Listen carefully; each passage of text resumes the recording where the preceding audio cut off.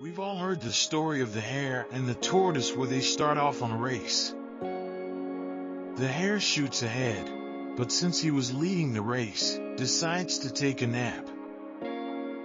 The tortoise, however, plods ahead and wins the race. The moral of the story is that slow and steady wins the race. This is the version of the story that we've all grown up with. But here's how it continues. The hare was disappointed at losing the race, and he did some root cause analysis. He realized that he'd lost the race only because he had been overconfident and careless. If he had not taken things for granted, there's no way the tortoise could have beaten him. So he challenged the tortoise to another race. The tortoise agreed. This time, the hare went all out and ran without stopping from start to finish. And he won by several miles. The moral of the story: it's good to be slow and steady, but it's better to be fast and reliable. But the story does not end here. The tortoise did some thinking this time and realized that there's no way he can beat the hare in a race the way it was currently formatted. He thought for a while, and then challenged the hare to another race, but on a slightly different route. The hare agreed. They started off. In keeping with his self-made commitment to be consistently fast, the hare took off and ran at top speed until he came to a broad river. The finishing line was a couple of kilometers on the other side of the river. The hare sat there wondering what to do.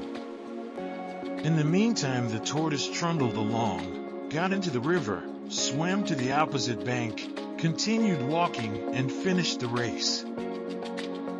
The moral of the story: first identify your core competency and then change the playing field to suit your core competency.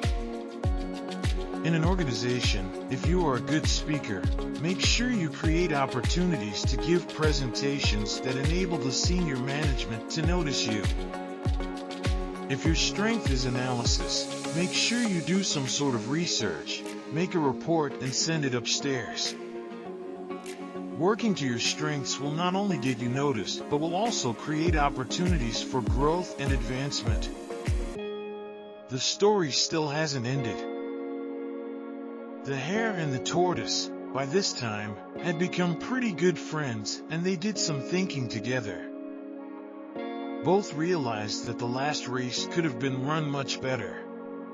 So, they decided to do the last race again, but to run as a team this time.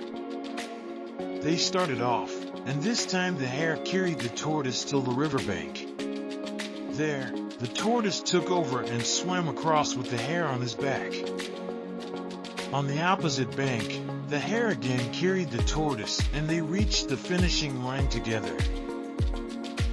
They both felt a greater sense of satisfaction than they'd felt earlier. The moral of the story: it's good to be individually brilliant and to have strong core competencies, but it's better if you're able to work in a team and harness each other's core competencies.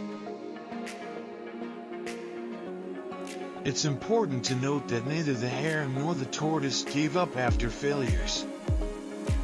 The hare decided to work harder and put in more effort after his failure. The tortoise changed his strategy because he was already working as hard as he could.